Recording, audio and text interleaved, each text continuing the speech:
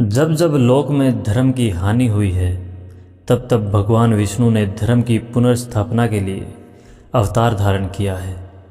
भगवान विष्णु के 10 अवतार की चर्चा विभिन्न धर्म ग्रंथों में की गई है। इन 10 अवतारों में दूसरा अवतार कूर्म अवतार माना जाता है। पद्म पुराण के ब्रह्मा खंड में भगवान विष्णु के कूर्म अवतार की कथा का विस्तार से वर्णन किया गया है। कूर्म अवतार की चर्चा नरसिंह पुराण, भागवत पुराण, शतपथ ब्राह्मण, महाभारत इत्यादि में भी किया गया है। भगवान विष्णु ने क्षीर सागर में समुद्र मंथन के समय मंदार पर्वत को आधार प्रदान करने के उद्देश्य से कूर्म अवतार धारण किया था। कूर्म अवतार को कच्छप यानी कछुआ अवतार भी कहा जाता है।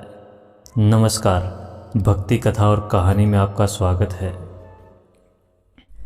कूर्म अवतार की कथा इस प्रकार है। एक बार भगवान शंकर के अंशावतार महर्षि दुर्वासा ने इंद्र से प्रसन्न होकर पारिजात पुष्प की माला भेंट की। इस माला को इंद्र ने स्वयं धारण करने के बजाय ऐरावत को पहना दिया, जिसे ऐरावत ने जमीन पर फेंक दिया। इंद्र के इस व्यवहार से दुर्वासा ऋषि नाराज हो गए। उन्होंने देवताओं को शाप दे दिया कि जाओ, तुम्हारा वैभव नष्ट हो जाएगा। उनके इस शाप के प्रभाव से लक्ष्मी समुद्र में लुप्त हो गई।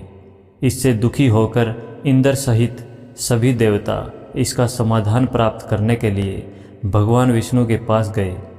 भगवान विष्णु ने उन्हें सलाह दी कि क्षीर सागर में जाकर समुद्र मंथन करें, इससे अमृत की प्राप्ति होगी।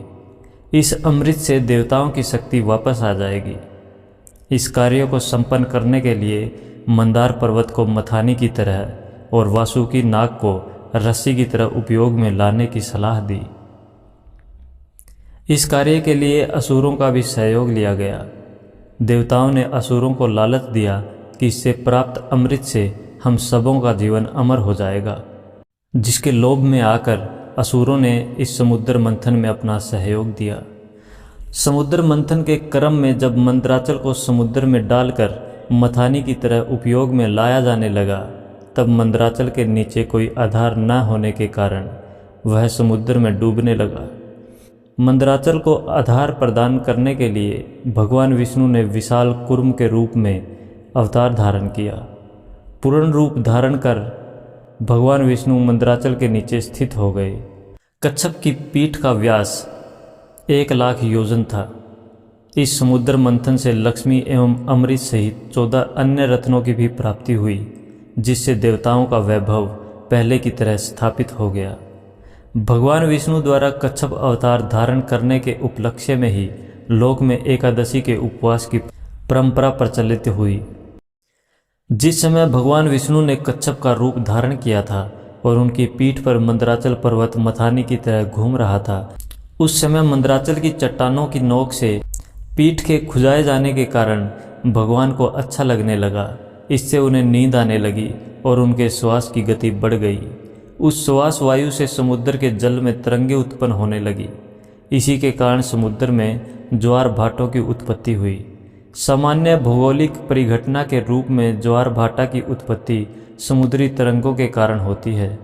ज्वार भाटा चंद्रमा और सूर्य के पृथ्वी पर गुरुत्वाकर्षण बल द्वारा खिंचाव के कारण उत्पन्न होता है। ज्वार भाटा की स्थिति में चंद्रमा का गुरुत्वाकर्षण बल ज़्यादा प्रभावी होता है।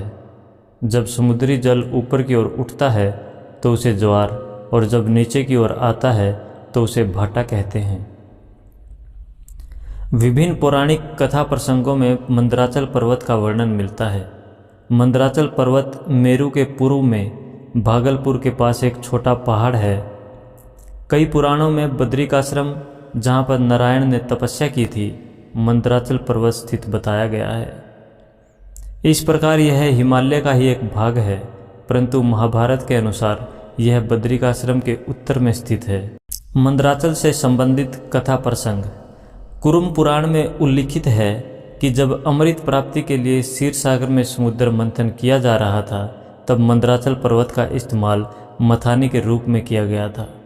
वामन पुराण में वर्णित है कि सती के साथ महेश्वर इस पर्वत पर रहते थे तथा रमण करते थे। वामन भगवान के दोनों उरुओं में मेरु और मंदार पर्वत विद्यमान था। माता पार्वती के साथ विवाह कर भगवान शंकर भूतगणों के साथ मंदराचल पर आए थे तथा यहीं रहने लगे थे। कुर्म पुराण में ऐसा उल्लेख मिलता है कि अंधक नामक एक दैत्य पार्वती को हरने की इच्छा से मंदराचल पर आया था। जय हिंद।